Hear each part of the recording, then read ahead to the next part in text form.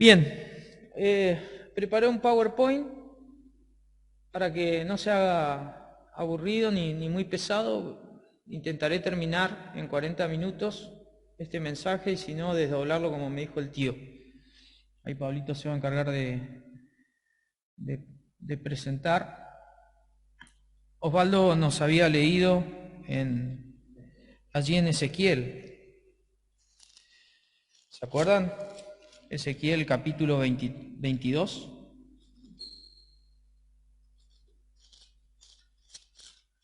Ezequiel 22. Buenísimo, muchas gracias.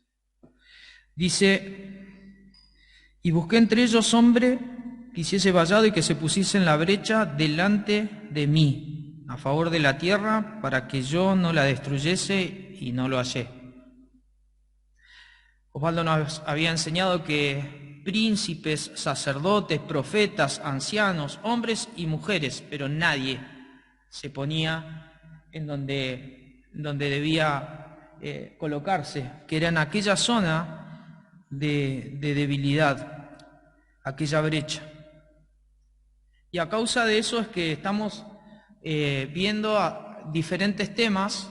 Se nos ha hablado acerca de la codicia, del problema que viene de los ojos. Osvaldo, la última reunión, nos habló del flagelo que es la pornografía. Y ahora vamos a desarrollar un tema que tiene que ver con lo que es el secularismo y cómo el mundo se infiltra en la iglesia. Bueno, estas imágenes quizás les representen algo. ¿Ven la imagen de arriba a la izquierda de ustedes? ¿Supieron de esa noticia? No se sabe el lugar, pero ese es un pastor que a causa de la esterilidad que tenía esa pareja, porque la esterilidad siempre es de la pareja, hizo que la pareja vaya a la iglesia y ahí mismo la iglesia oraba y ellos tuvieron una relación y bueno, para que la pareja quede embarazada. No me los veo a los pastores acá haciendo eso, ¿no? No. Pero bueno, sucedió. Y cuando sucede eso, menos mal que no se sabe el lugar, porque yo creo que muchos irían a denunciar esto, ¿no? También. Hablando del tema de la pornografía, nosotros cómo alejarnos, un pastor la mete en la iglesia. Bien. Abajo, a la izquierda, tenemos una familia que representa una forma de ver el cristianismo en cosmopolitan, podríamos decir. Y ellos hablan como si tuviesen el cristianismo en lo práctico, ¿no? Hablan del amor, de la verdad, hablan de la aceptación, pero no tienen un estándar, un valor estándar. No se sujetan a la doctrina que dice la palabra, entonces los vemos muy ambiguos. Al principio nos parecía amigable ver a RM ahí hablándole a Susana Jiménez y mostrando cierta calidad de evangelio, pero después lo vemos como diluyéndose en lo que significa el evangelio en la vida práctica. Arriba tenemos a la derecha, tenemos al Papa cuando él defendió, digamos, la vida de la comunidad LGTB como una vida práctica y con posibilidades de ser cristiano. Y abajo tenemos un ejemplo de eso que es Jota, el cantante brasilero, que él se hizo conocido porque, bueno, se crió bajo un ambiente protestante, cantó y se volvió famoso por la voz que tenía, una voz con un potencial tremendo, pero que en un tiempo dado se declaró homosexual y después de su declaración de homosexualidad, él se volvió una persona secular a tal punto que sus prácticas de vida comenzaron a diluirse y lo de aquel principio, aquel J inicial se perdió y se volvió un trans, y así como trans fue llamado a una iglesia que cante y dirija la alabanza. ¿Sí? ¿Todo eso afecta a qué? Porque yo estoy hablando, afecta a la comunidad cristiana. Un poco de levadura, dijo el apóstol Pablo, ¿qué hace? Leuda toda la masa. Si sabrá eso la Miri, ¿no? El propósito justamente de este mensaje es que nosotros aceptemos que el cristianismo no es solo una verdad religiosa, sino que es la verdad y que entonces, por ser la verdad, es relevante y que es aplicable también esta verdad en todas las áreas de nuestra vida. No aprendemos de estos temas para después salir de la iglesia y secularizarnos y olvidarnos. Porque justamente esta distinción de lo religioso acá y de lo secular afuera hace que muchas veces nosotros vivamos así como buenos cristianos acá y afuera como buenos mundanos. ¿Se entiende la distinción? Entonces, la idea de este mensaje es entender que nosotros parados en la brecha podemos ser un problema a causa de que nosotros no vivimos la verdad cristiana como sí afirmamos y sostenemos la verdad cristiana. ¿Se entiende? Es decir, yo tengo que afirmar esto que creo, lo tengo que sostener, pero lo segundo es que lo tengo que vivir. ¿Sí? Así que, entendiendo esto, nos vamos a poder parar en la brecha con el compromiso de lo que significa estar en la brecha. Yo no puedo estar en la brecha, imagínate, somos todos nosotros en la brecha como los 300, ¿se acuerdan cuando yo iba a poner esa imagen, pero se pusieron en la brecha y ganaron una batalla 300 tipos, entregaron el alma, pero ninguno andaba codeando al que pensaba, no, todos cambiaban de posición, atacaban, hicieron una montaña de muertos, ¿sí? Ahí estaban los 300. Así tendríamos que ser nosotros en la iglesia, tener ese compromiso como iglesia, es decir, con el que está al lado, porque en la brecha no nos paramos solos, nos paramos como iglesia, y la iglesia es aquel que ha creído en Cristo, sos vos y soy yo. Un poco de levadura leuda toda la masa, y ahí vimos. Estas cosas que presentamos anteriormente van infiltrando el concepto de iglesia que tiene el mundo. Y claro, después nos quieren a todos iguales, nos quieren a todos pro LGTB, nos quieren a todos sin valores morales, nos quieren a todos diluyendo el mensaje del cristianismo. ¿Por qué? Porque lo que nos representa lo hace. O lo que debería representar un mensaje por estar en los medios, lo hace. Y es que nosotros, hermanos, estamos en el cosmos, en el mundo. Esta es una palabra muy... hay muchísimo contenido de esta palabra en la Biblia. Tiene muchísimos significados. Puede referirse a la edad, al tiempo, a una tierra habitada, al mundo creado. También se nos refiere en la Biblia de que el mundo es lo que está pasando como la historia de la humanidad. Pero hay algo que es un punto específico, es que el mundo es un sistema de pensamientos, la Biblia lo presenta así, que es opuesto a Dios y que manifiesta justamente que nuestra raza humana está perdida por haber cometido pecado. Este sistema de pensamientos gobierna desde el inicio, desde Adán hasta el presente, y demuestra de que nosotros estamos perdidos, arruinados y depravados. No hay hombre que nazca que naturalmente vaya y busque a Dios por naturaleza. Y este pensamiento que se opone a Dios es lo que hace a este sistema de pensamientos que gobierna el mundo. Este sistema tiene como común denominador al pecado y afecta obviamente la faceta del hombre en su andar, en su pensar, en su forma de vivir y también en su forma de relacionarse, porque el hombre vive siempre en sociedad. Entonces, mundo como pensamiento, como sociedad está afectado ¿por qué? Por un pensamiento arraigado a un mal que es el pecado. Por eso Pablo en Efesios, vamos a buscar ese texto, vamos a ir rápido a la Biblia, por ahí le pido a alguno que me lea un texto en la medida que voy hablando. Efesios capítulo 2, verso 1 y 2 dice, y Él os dio vida a vosotros. Y Pablo va a hacer como un paréntesis, ¿cuándo? Cuando estabais muertos en vuestros delitos y pecados. Fíjate ahí lo que hablamos acerca del gran problema, la gran instancia del hombre en cuanto a este diagnóstico que hace Dios de nuestra condición natural, delitos y pecados, en los cuales anduvisteis en otro tiempo, siguiendo las corrientes de este mundo, conforme al príncipe de la potestad del aire, el espíritu que ahora opera en los hijos de desobediencia. Básicamente ahí Pablo nos va a definir el mundo. Y lo va a hacer en un contexto propositivo hacia hermanos de la iglesia. Él les va a decir, ustedes han sido salvos, pero recuerden, porque es bueno a veces recordar de dónde venís, porque estamos hablando de lo secular que comienza a infiltrarse en la iglesia. Entonces a veces, para no ser alguien que se para en la brecha en debilidad, tiene que recordar quién fue sin Cristo, para recordar la fortaleza que tenemos hoy, pero es por Cristo. Y Pablo habla de que este sistema es una corriente, es un curso que tiene una normativa común que es la rebelión contra Dios, porque el pecado ¿qué es? Es rebelión contra Dios. Entonces le dice, ustedes antes habían sido pecadores, estaban en rebelión contra Dios. ¿Por qué? Porque vivían bajo la corriente de este mundo, bajo el curso de este mundo, iban por ahí. Y este mundo y esta corriente está dominada por Satanás.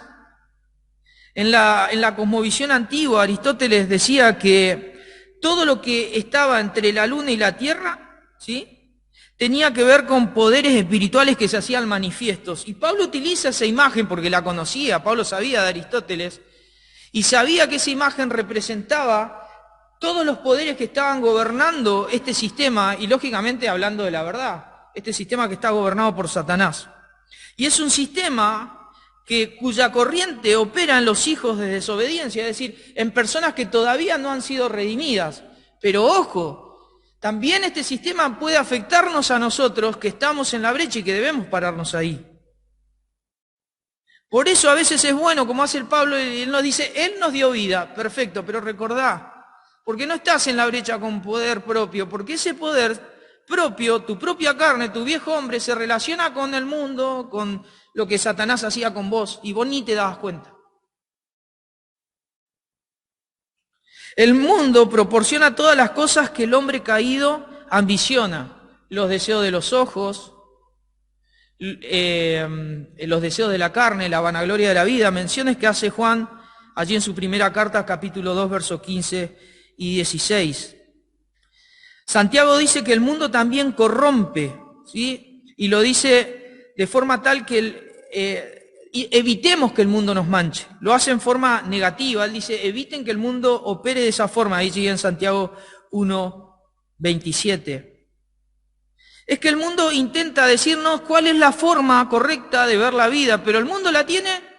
Les pregunto, ¿el mundo tiene la forma correcta de ver la vida? El mundo cree que la tiene. El mundo te dice que la tiene. El mundo te ofrece un montón de cosas que pueden ser la forma correcta de ver la vida. Viajes de placer, ¿está mal hacerse unas vacaciones? Pero te ofrece una forma de vida así, ¿no? Te ofrece el dinero, te ofrece un sistema laboral que te puede engrandecer a tal punto que a veces nosotros como cristianos queremos llegar allá, en ese sistema, que es el sistema de la esclavitud al dinero. También lo que hace el sistema es tratar de robarnos a nosotros para que busquemos nosotros nuestro propósito a expensas de Dios. El sistema del mundo es así y no tiene piedad con nadie, y menos con los hijos de Dios. Rama, ¿querés leer Colosenses capítulo 2, verso 8?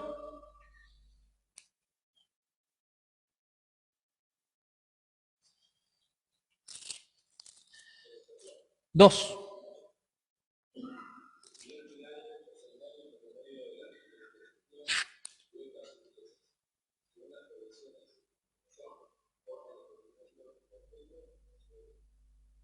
Muchas gracias. Mirad que nadie os engañe. Tenemos que estar despiertos, porque cuando más creímos que estábamos bien parados y bien posicionados, el mundo nos está fagocitando, nos está comiendo, nos está sacando de la brecha. Hay múltiples filosofías que el mundo intenta imponer. En la antigüedad lo hizo y lo seguirá haciendo en el presente. Allí cuando Pablo habla de filosofía, habla de un conocimiento sin Dios, que es totalmente especulativo y que los hombres te lo pueden presentar. Habla también de huecas sutilezas, es decir, filosofías que van a tratar de meterse en tu mente de manera engañosa. Pablo empieza a decir, ellos tienen una filosofía, el segundo paso ¿cuál es? Es convencerte. Es como ese vendedor que te para en la calle y vos decís, salí de acá porque Estoy apurado. A mí, yo ya les tengo la técnica. El otro día me fui cruzando y digo, ¿por qué va a venir ahora un flaco? Me quería vender perfume y me dice, ¿puedo charlar con vos? No, le dije y seguí caminando. Pero esa forma engañosa de comenzar a transaccionar algo terminan queriéndote vender un perfume. De hecho, a mi señora se lo vendieron una vez. Las tradiciones de hombres que en la antigüedad tenían fundamentos místicos y ceremoniales humanos, pero hay tradiciones de hombres hoy en día en la forma en la que los hombres presentan sus filosofías, sus formas de plantear el conocimiento y la vida, y finalmente los rudimentos, que eran, esto se entendía en la antigüedad como los rudimentos como el abecedario. Vieron que hay cosas esenciales que te permiten avanzar a más. Vieron, el abecedario es la primer parte, pero después del abecedario formás palabras y después las palabras que formás, oraciones y demás, pensamientos, ideas, conceptos. Tal cual. Esa idea, esos principios esenciales son las bases filosóficas que ellos tenían para enseñar lo que enseñaban. Muchas veces los asociaban ¿cómo se llama? Los fariseos tenían sus principios esenciales con respecto a la ley. Ellos enseñaban como si ese fuera el abecedario de todo eso. Y Pablo tiene que decir, miren, ni siquiera los ceremonialismos sirven. Lo que sirve es Jesús. Siempre hubo secularismo. No es que es algo nuevo. No es que es algo nuevo. Y nosotros estamos en el mundo, ¿o no? Estamos recontra en el mundo. Es decir, pisamos este mundo y convivimos en este mundo. Pero hubo un gran poder libertador que nosotros conocemos, que es el Señor Jesucristo. En Gálatas 1:4, no lo busquen, dice, el cual se dio a sí mismo por nuestros pecados para librarnos de este presente siglo malo, conforme a la voluntad de nuestro Dios y Padre. Este siglo malo tiene que ver con una época de maldad, un poder que opera en el mundo, que es perverso y que interactúa con todos los que conviven en este mundo.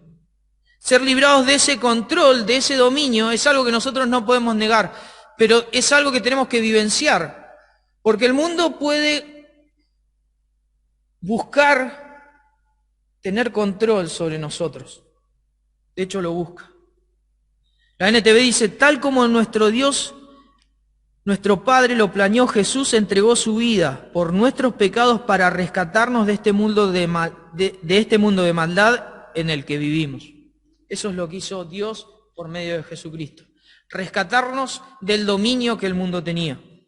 Colosenses 1:10 dice, con gozo, dando gracias al Padre que nos hizo aptos para participar de la herencia de los santos en luz. Y escuchad esta parte, dice, el cual nos ha librado de la potestad de las tinieblas y trasladado al reino de su amado Hijo. Y dice, en quien tenemos redención por su sangre, nuevamente la compra nos saca del mundo y el perdón de los pecados. Cuando hablamos de la herencia de los santos, ya nosotros no somos simplemente personas comunes, nosotros gozamos de una herencia, una nueva posición que tenemos en Cristo. En el mundo romano la adopción tenía que ver con adquirir los derechos que esa familia me daba. Y si yo era adoptado por una familia romana, yo vendría a ser romano.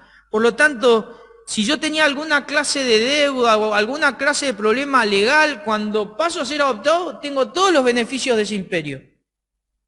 Bueno, Jesús triunfó sobre todos los males y Él nos hizo aptos de esa herencia. Y nosotros gozamos del beneficio que Dios nos da al recibir esa herencia. Y ese beneficio no comienza allá en el cielo, hermano, comienza acá. Así que el llamado de Pablo es a que entendamos esta adquisición y que nosotros entendamos de que ya no estamos bajo el dominio del mundo. Y esta es la parte importante, porque el mundo se presenta como dominante, pero el creyente no está bajo el dominio del mundo, porque el que lo ha liberado es mayor que el mundo. Por eso Juan va a decir en algunos, tengo un montón de textos, pero Juan va a decir que ¿qué es lo que vence al mundo? ¿Nuestra qué? Nuestra fe. Nuestra fe vence al mundo. ¿Y en qué sentido vence al mundo? Si nosotros no salimos como los 300. ¿Cómo le ganamos al mundo? Le gano al mundo, hermano, cuando soy veraz, cuando hago mis labores sin olvidarme de los principios que rigen mi vida como creyentes. Le gano al mundo cuando soy honesto con las personas, con mi esposa, con mis hijos, con los creyentes, legando al mundo cuando hago la voluntad de Dios en este mundo. Y la fe no es que tiene poder por la fe, sino que es el Espíritu Santo en nosotros, en quien hemos creído, que opera en nuestra vida para que nosotros podamos hacer la voluntad de Dios en este mundo. Ahora, lo secular, ¿es todo lo mismo?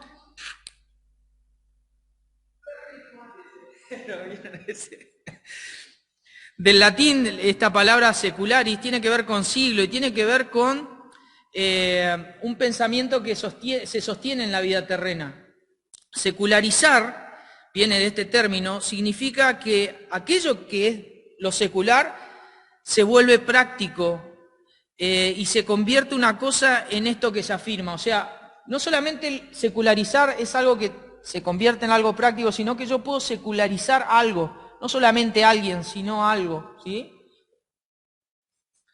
¿Y cuándo comenzó a usarse el término secularizar o secular?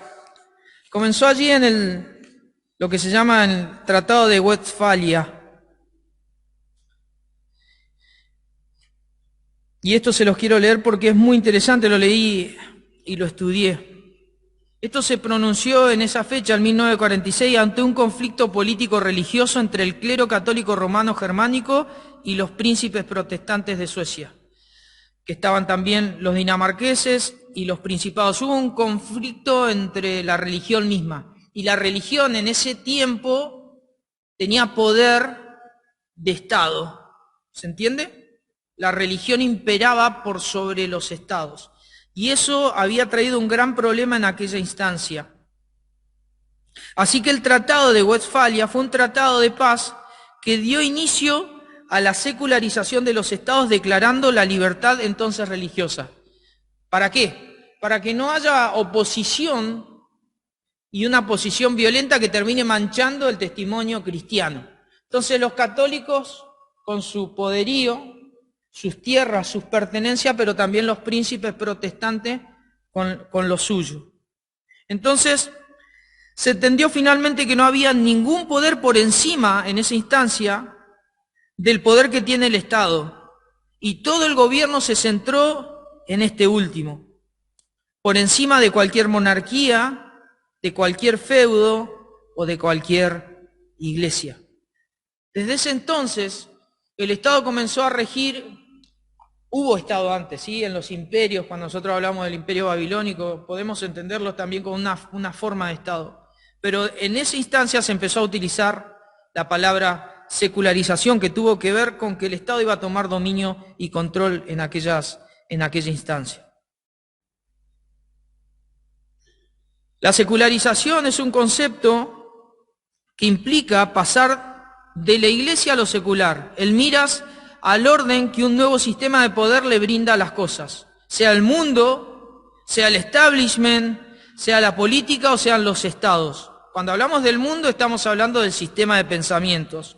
El establishment hablamos de un gobierno económico influyente. La política es lo que todos conocemos y la casta, ¿no? Y finalmente los estados que forman, que es el sistema de represión que utilizan los políticos para que nosotros vivamos como vivimos, ¿sí? Cuando te dicen te tenés que quedar adentro 6 meses, ¿qué tenés que hacer?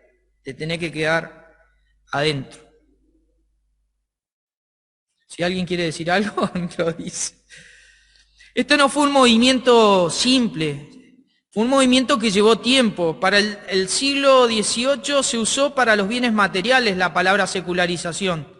Y también para las personas que se volvían a lo laico. Muchos sacerdotes dejaban el oficio católico y se volvían a la vida secular. Por eso se llamaba este término secularización, es decir, se volvía práctico lo secular. En el siglo XIX se volvió ya algo más cultural, donde las sociedades directamente rechazaban la tutela religiosa para las cosas que tienen que ver con la vivencia personal y social. Uno podría decir, bueno, está mal que las personas quieran llevar una vida como la que deciden. Estuvo bien que la iglesia intente tomar dominio en Occidente como lo tomó. Bueno, no sabemos por qué la historia ha llevado. Las cruzadas, hubo problemas con el Islam, hubo un montón de cuestiones que podrían haber extinguido al cristianismo. eso y los manejos de la historia, Dios estuvo providencialmente controlando todas las cosas. Pero llegó un momento donde la sociedad quiso distinguir esto, separar aquello que pertenece al ámbito personal, como es lo que vos querés creer, créelo, pero yo quiero vivir bajo mi propio estilo de vida. Uno puede llevar el cristianismo a punta de pistola y decirle, ¿crees? ¿Crees? Bueno, un momento que fue así. Hubo un momento que fue así. En la Edad Media. No quiero meterme mucho, pero podría mencionar aspectos de esto. Ahora, ¿qué se deriva de la secularización? Bueno, en principio se separa la Iglesia del Estado. Hay un debilitamiento de lo que es espiritual. En esto se conoce como el laicismo de Estado. El Estado comienza a entenderse a sí mismo y las personas que administran el Estado como personas que se alejan de un sentido religioso. Hablo de Iglesia como algo de lo sagrado, de lo religioso. Hay separación también de preferencias en cuanto a la sociedad civil. Se reemplaza lo que es sacro, lo sagrado, de lo que es común, y las personas comienzan a alejarse de lo que era lo espiritual para volverse más materiales y buscarle otros fines a la vida, como lo que viven las personas comúnmente el día a día, los goces del día, si es que alcanzan, pero nunca satisfacen. Y finalmente, en la secularización hay separación de competencias. Es decir, siempre estuvo inmiscuida la verdad religiosa en la Edad Media, por ejemplo, en cuanto a todos los pensamientos que aún la ciencia tenía. Siempre estaba inmiscuida, hasta que en un momento la ciencia y la teología comenzaron a separarse, aún la filosofía. Así que comenzaron a ofrecerse ciertas y otras perspectivas de la realidad como nuevas cosmovisiones. Ya no es solamente lo cristiano lo que gobierna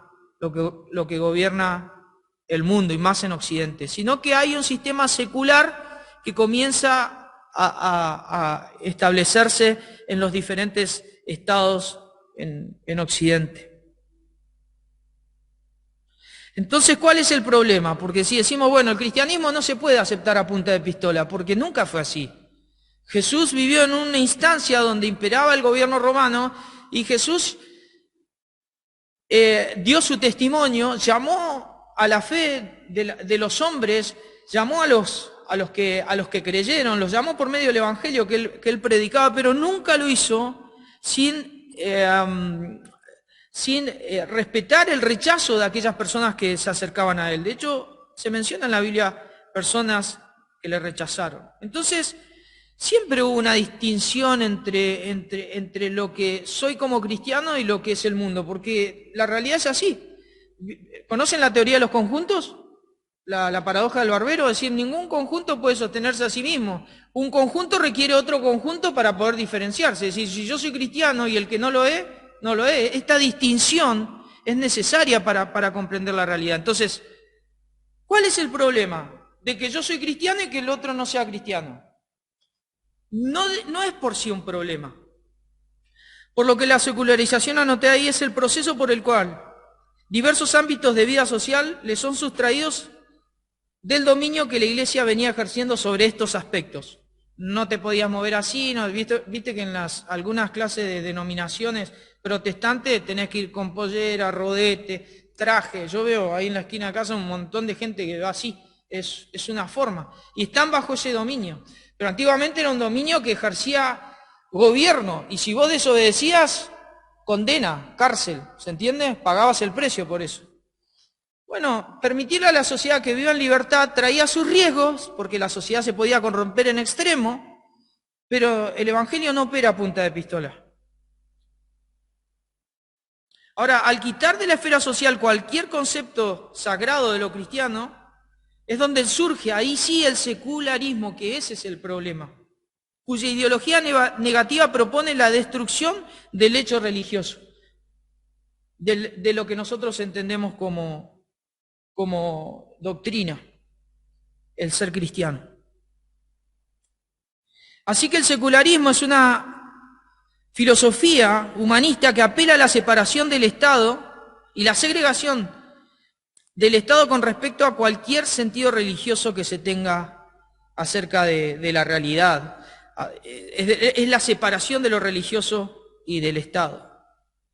se convierte en una política ideológica que busca eliminar la religión de cualquier esfera pública. Primero es una filosofía, pero lo segundo que hace es convertirse en una política ideológica. ¿Entienden la diferencia? Una es un sistema de pensamiento y la otra es un sistema de gobierno. Ahí cambia la cuestión. Ahí es cuando te dicen, cuando le obligan a los pastores a tener que casar a una pareja que no está dentro del ideario de esa iglesia ni de la confesión de esa iglesia. Y por no casarlos, marche preso el pastor. O por no querer vender algo.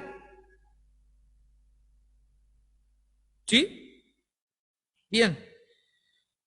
Porque una cosa es la filosofía y otra cosa es la política. Cuando afecta a la política, ahí ya nos empiezan a obligar. No podés hablar de Cristo en la escuela ni ninguna institución pública. Yo ayer lo escuchaba al muchacho. Y no le dije que era cristiano, pero al escucharlo él se dio cuenta y me dice, ¿usted cree en Jesús? Sí, le dije yo, marche presa. Pero la realidad es que, ¿querías decir algo también? La realidad es que esa es la presión que ejercen los estados y reprimen a las personas mediante leyes que nos imponen. No está mal el Estado, de hecho Pablo apela a que nosotros no seamos desordenados, no se apela en la Biblia a la anarquía, ¿sí? Pero nosotros tenemos que comprender en el mundo en el que vivimos, aun cuando seamos personas honradas y aun cuando eso conlleve el sufrimiento. En 1933 en Estados Unidos se declara el primer manifiesto humanista, que tiene que ver con el secularismo, donde se manifiesta esto de la separación del Estado con respecto a una religión o ideología. Y en 1973, son 40 años, el segundo manifiesto dice que no debe haber ninguna conexión entre las funciones del Estado y lo religioso. Esto es lo que pasó con Victoria Donda y cuando... me olvidé no sé si era diputada, ella se burla de ella por ser cristiana en un programa de televisión. Houghton, Cynthia. Ella está en una posición de tener que cuidar que no se realicen discriminaciones. Y sin embargo ella discriminando a Cynthia por ser cristiana, y porque por ser cristiana entonces su calidad en representación de los que la votaron era ínfimo, no tenía valor. Y una persona que estaba ahí es un filósofo político, le dice, ¿cómo te vas a parar a discriminar la mirada como diciendo a otra persona por la religión si vos estás justamente en el INADI? Es como... En este mundo alterno vivimos nosotros, pues Argentina también, digamos, acá se expresa el mundo en todo su potencial. A tal punto que el segundo manifiesto humanista fue como abrazado por pensadores que llegaron a manifestar repulsión por el cristianismo. ¿Conocen a Richard Dawkins? Es un biólogo que sostiene el secularismo e intenta decir que el cristianismo es lo peor que le ha pasado a la humanidad. Es uno de los más grandes males del mundo, dice él, comparable con la viruela. Pero aún es más difícil que erradicar que la viruela el cristianismo, él dice. Richard Dawkins fue de Craig y no quiso, ¿sí? No quiso. Porque el cristianismo es sólido, es verdad. Pero esas son las formas en las cuales esta filosofía después se convierten en política e impregnan y obligan a que vos guardes silencio en la universidad o que todo lo que tengas que decir no tenga nada que ver con eso. Por ahí estás en un trabajo de por ahí es más fácil hablar con los compañeros, pero hay instancias del Estado donde uno no lo puede hacer. Así que aquí surge la idea de que el Estado no debe impregnar los modelos educativos. Tiene que haber una moralidad, dice ellos, que sea superior y que ayude a las personas a relacionarse más allá del credo que tengan. ¿Y cuándo en la Biblia fue diferente? Pero nosotros debemos ser consecuentes, no obsecuentes. Cuando nosotros vemos lo que hizo el cristianismo en la historia, pero como religión, no como la verdad cristiana, sino como religión, nosotros vemos que el mundo se opuso. ¿Vieron el status quo? Alguna vez lo tuvo el cristianismo. Y siempre contra el status quo hay rebelión.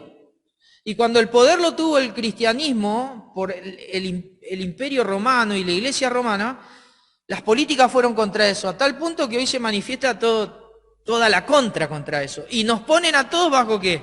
Bajo esa óptica. Entonces el primer reclamo es si viste, cuando hablaba del aborto, y si ustedes en las cruzadas, viste, y te ponen ahí en aquel hecho, y vos decís, no, si la verdad cristiana no es lo que predica. Bueno, pero es parte de la argumentación que tienen estas personas.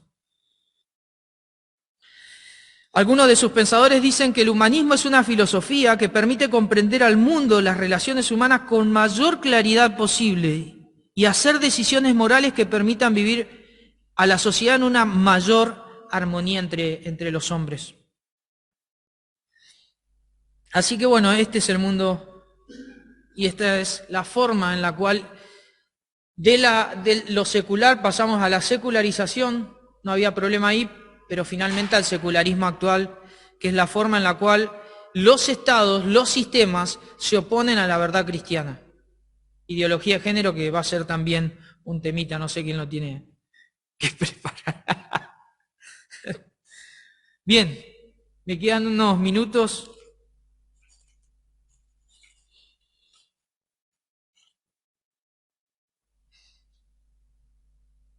Me parece que se va a retrasar, tío. ¿Sí? Bien, hablo de esto último para después finalmente hablar acerca de parientes ideológicos del secularismo, hacer un repaso y finalmente terminar. Porque esta es la primera parte. Por lo menos nos llevamos la idea de que el Señor nos sacó del dominio que el mundo tuvo de nosotros, que está mundo gobernado por Satanás. Con esto voy a llegar hasta aquí y bueno, vamos a retrasar el cronograma para una reunión más cuanto a esto. Ellos sostienen un sistema de creencias que es el ateísmo. Ellos dicen que Dios no puede ser evidenciado empíricamente, es decir, no hay dato que nos ofrezca la materia en estudio y nos pueda determinar de que Dios existe. Por lo tanto, ellos niegan la existencia de Dios. En el primer manifiesto que habíamos visto allí en Estados Unidos, en el 1933, ellos dijeron simplemente, guardaron silencio en cuanto acerca de Dios. Ellos no dijeron nada. Pero en el segundo manifiesto, ellos sí hicieron, 40 años después, ellos sí afirmaron que la evidencia para creer en algo sobrenatural es insuficiente, pero además lo sobrenatural, es decir, Dios, es irrelevante para la supervivencia y la realización de la raza humana. Como nosotros vemos, la sociedad no busca a Dios, ni pretende a Dios, y la sociedad pretende vivir como quiere. Entonces sostienen el ateísmo. El ateísmo es básicamente la negación de la existencia de Dios. Hay un ateísmo clásico que no niega en sí mismo la existencia como tal, porque ellos dicen, no puedo negar algo que no existe. ¿Se entienden el razonamiento? Entonces, ¿qué hacen ellos? Dicen, yo rechazo tu concepto de Dios, esa noción particular. Y muchas veces se nos acusó a los cristianos de este ateísmo clásico porque nosotros, como no creemos en otros dioses, entonces se nos dice, bueno, vos crees en tu Dios, pero también rechazás al resto de las deidades que tiene el sistema religioso en general. Entonces nos han acusado de ateos. Pero el ateísmo básicamente es el rechazo de Dios. Hay un ateísmo práctico que no niega a Dios, pero vive totalmente indiferente. ¿Se acuerdan? En Salmo 14:1 dice el necio, en su corazón no hay Dios. Allí la palabra necio no es tonto, no es alguien falto de entendimiento, sino es alguien que quiere vivir libertino, es naval la palabra. La idea es que la persona necia, es decir, es aquella persona que por vivir libertinamente vive en oposición a Dios. Él quiere vivir como si Dios no existiese para llevar la vida que quiere. para no tener un regulador moral, es decir, alguien que le diga lo que estás haciendo está mal. Entonces, esa clase de hombre evita a Dios para llevar una vida de inmoralidad.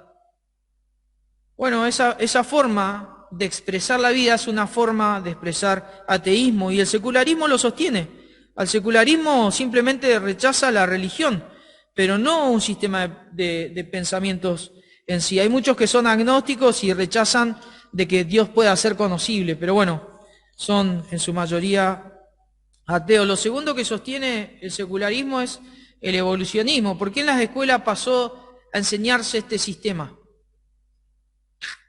¿Alguien alguna vez pudo presentar algo en la escuela acerca de la evolución, algún trabajo? ¿Se acuerda alguien? Bueno, yo cuando era pibe, me acuerdo que le pedí al tío Marcio un libro, pues yo tenía que presentar un trabajo de la evolución. Y yo dije, aproveché y presenté un trabajo en contra de la evolución. Y la maestra, me acuerdo que me pidió el trabajo si se lo podía quedar. Yo le dije que sí, que se lo quede. Encima era un trabajo escrito a mano de aquella época. Pero la evolución simplemente es una forma de cientificismo, es una forma de comprender la realidad por fuera de lo que la Biblia enseña. Dios enseña en su palabra de que fuimos creados y que fuimos creados a su imagen y que hay en nosotros tanto algo material como también algo inmaterial. En cambio, el evolucionismo rechaza la inmaterialidad. Simplemente somos objetos materiales, naturales obviamente, y eso que es material es lo que nosotros tenemos para investigar y mediante esas investigaciones científicas hacer deducciones y esas deducciones, bueno, establecer algunos resultados. Bueno, la evolución, digamos, ha sido probada no el macro, sino el micro, ¿sí? No del mono al hombre, sino en pequeños detalles, pequeños cambios. Eso sí, hay evidencia de eso. También podemos sostener de que hay muchos cristianos que tienen una noción de la intervención divina sobre estos aspectos de la evolución, pero para nada niegan de que el hombre no tenga este aspecto inmaterial. Ahora, en el sistema secular, que es muy diferente, lo que se trata de decir es que Dios nunca intervino en lo que nosotros entendemos como el sistema cosmológico del universo. Simplemente lo que ellos dicen es que todo surgió mágicamente, que nadie sabe cómo surgió tampoco esa gran explosión, pero surgió. ¿Por qué? Si no había nada. Cuando no hay nada, ¿por qué explota algo si no hay nada? Bueno, todas estas cosas que parecen son parte de este sistema de pensamiento y que simplemente tratan de decirnos que nuestros antepasados no tienen que ver con Adán y Eva, sino que simplemente nosotros vivimos a través de los impulsos que esta historia nos ha llevado y estos cambios, y nos encontramos hoy en este presente acá evolucionados.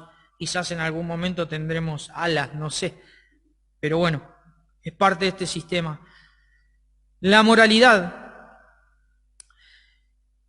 Ellos creen que el hombre es bueno de forma inherente. Esto conlleva a que ellos condicionen al hombre como alguien que tiene valores morales como intuitivos, como que el hombre desea ser bueno por naturaleza. Ahora, cuando uno dice, ¿por qué el hombre tiene que tener bondad? De acuerdo a ese sistema de pensamiento, si es simplemente materia que está en movimiento. ¿De dónde surge la idea de bondad? ¿Acaso las ideas son entidades materiales? No. Ahora, ellos señalan que esas virtudes que son morales surgieron por el correr del tiempo, pero no lo pueden sostener desde una cuestión probatoria. El cientificismo de ellos comienza a ser medio místico y filosófico cuando ellos tienen que explicar por qué. Porque en qué momento el mono supo que la verdad era mejor que la mentira. O que robar era malo, ¿sí? Sí, hay unos monos que sí roban. Las gaviotas también que roban. Así que lo otro que me preguntaba es, que si todos somos buenos, ¿no? ¿Por qué entonces luchar por la igualdad de trato que el secularismo intenta hacer si todos naturalmente somos buenos? O sea, ¿por qué luchar por derechos si naturalmente todos tenemos una bondad inherente? Entonces vemos que estos puntos son aspectos en donde ellos como ciencia, como moda, como pensamiento, se contradicen. Pero esto es lo que gobierna el mundo. En cuanto al hombre, ellos dicen que lo suponen al hombre como obstaculizado por la religión. Entonces el secularismo se presenta como una liberación hacia el hombre, como una liberación. Jesús dijo, les digo la verdad, todo aquel que comete pecado es esclavo del pecado. Y ellos se presentan como los liberadores de las personas. Entonces ellos dicen, la salvación que la Biblia ofrece es simplemente una abstracción de la culpa que la religión hace sobre las personas y oprime a las personas mediante esa culpa. El hombre para ellos no necesita ser salvo de nada, sino simplemente tiene que exponer sus facetas de hombre superviviente y que logra establecerse en esta vida o en el lapso que tenga de vida. Sin embargo, Jesús dice otra cosa. De hecho, con respecto a la moralidad, Pablo dijo, ¿saben bien? Esto está en la NTV, Romanos 1:32, dice, ¿saben bien que la justicia de Dios exige que lo que hacen esas cosas merecen morir? Dice. Pero ellos igual las hacen. Peor aún, incitan a otros a que también las hagan. La realidad es que este mundo no nos ofrece una idea de bondad inherente ni de que el hombre está obstaculizado por la religión. De hecho, hace tantos años el hombre viene libre y sin embargo, ¿cómo estamos cada vez? Peor como sociedad. Bien, yo voy a frenar aquí. Dos ideas principales. El mundo, el dominio del mundo, y nosotros fuimos extraídos del mundo. Fuimos colocados en la brecha para no ser un problema en la brecha. No para que el mundo infiltre en nuestro sistema de pensamientos, para que gobierne nuestro sistema de vida, sino para que simplemente el mundo sea en nuestro peregrinar, nuestro andar, nuestro pasar como creyentes, hasta que estemos realmente en la ciudad a donde sí nosotros pertenecemos. Le dejo una última lectura y bueno, tío, lo terminaré la próxima reunión. No me diga que no esto se los quería leer si hoy terminaba. Dice, Alistair McGrath es un teólogo y dice, permítanme concluir con una ilustración paulina, con una nueva importancia aceptada por tendencias en la filosofía moral secular. Dice, es la imagen de los cristianos como ciudadanos del cielo, desarrollada con fuerza allí en Filipenses capítulo 3, 20-21. El modelo es el de una colonia, una ilustración familiar para los filipenses. Filipos era en aquel entonces una colonia romana, era una posta de Roma en territorio extranjero. Su gente guardaba las leyes de su tierra, hablaba su idioma, anhelaba el día en que podrían regresar a su patria, la madre patria. Nunca debemos temer ser diferentes al mundo que nos rodea. Consideremos que nosotros, nuestros seminarios, es decir, donde estudiamos la palabra, nuestras iglesias y nuestras familias somos colonias del cielo, postas de la verdadera ciudad eterna, que tratan de guardar las leyes de Dios en medio de un territorio extranjero. Así que con eso los dejo y bueno, en la próxima intervención hablaré finalmente acerca de algunos puntos más y algunas enseñanzas del Señor.